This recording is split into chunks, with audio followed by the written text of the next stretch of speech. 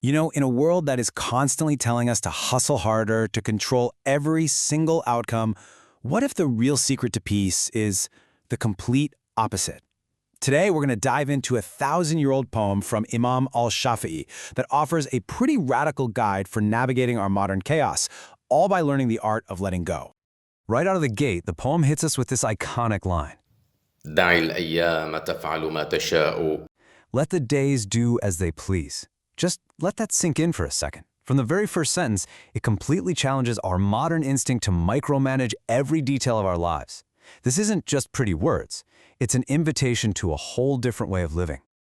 And yeah, that really gets to the heart of what we're talking about today. What if true, lasting peace isn't found in grabbing the reins tighter, but in mastering the art of surrender? Let's break down how this incredible poem suggests we can actually do that. Okay, so our first big idea is all about letting the days unfold. Think of it as the art of radical acceptance. And I want to be clear, this is not about giving up or being passive. It's about a huge shift in perspective, from fighting against the current to learning how to gracefully steer your boat with it. Now, at the core of this whole idea of acceptance is a really beautiful Arabic concept, tib nafsin. It literally means to be of a contented soul. And that's the ultimate goal here. It's that deep inner peace you find when you finally stop fighting every single twist and turn life throws at you. All right, so if we can't control what happens to us, what's left? What can we control? Well, the poem argues it's our response. And that brings us to our second theme, strength in adversity. This is all about how we choose to show up when life inevitably gets tough. And the poem doesn't pull any punches here. It gives us a direct call to action. And be a person, steadfast against the horrors. وكن رجلا على الأهوال جلدا. See, it's not about trying to avoid hardship. It's about building that inner strength, that fortitude, to face it head-on without crumbling. So what does that look like in practice? The poem draws a really sharp line in the sand. On one side, you have showing weakness, letting your enemies see you sweat. On the other, you have standing firm. The poem actually warns that the gloating of an enemy is its own kind of suffering, so just holding on to your dignity is a powerful act of strength.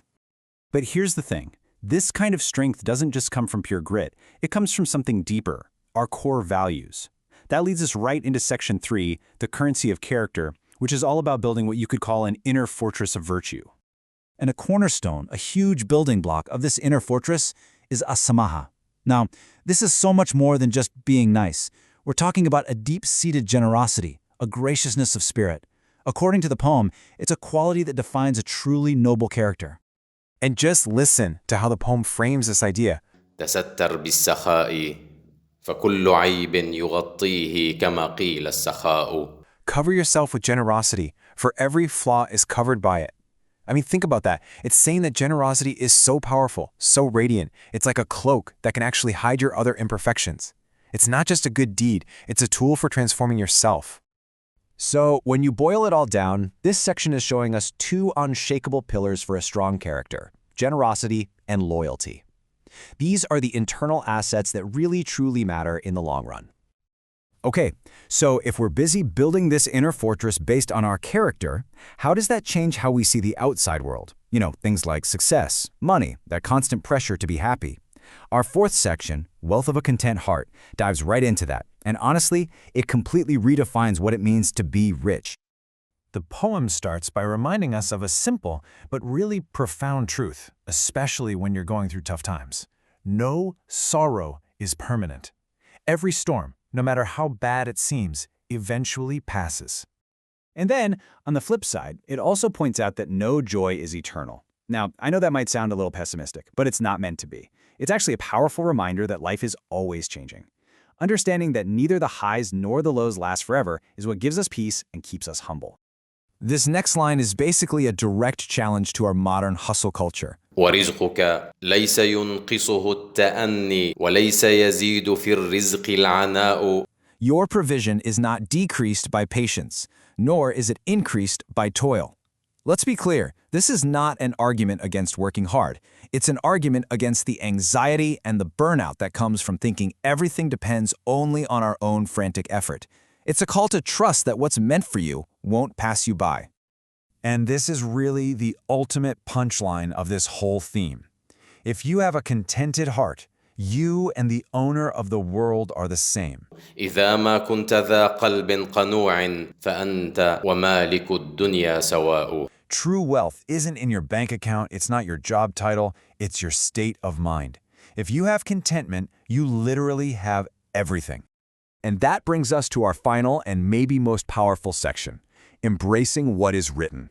I know, it sounds a bit heavy, right? But the poem doesn't frame this as a burden. It frames it as the ultimate freedom, the kind of peace that only comes when you accept the things you truly cannot change. The poem uses this really stark, powerful image to make its point.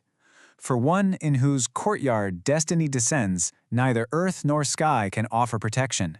It's such a humbling reminder of the limits of our own power in the face of what's meant to be.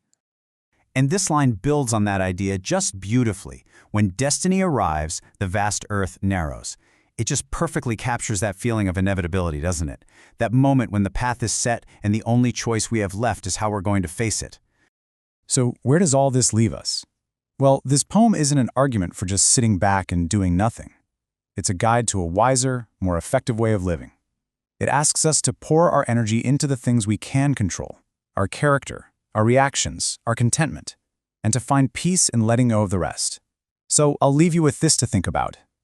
In a world that is constantly demanding that we do more, what kind of power could we find in simply letting be? Appreciate you watching. Stay tuned.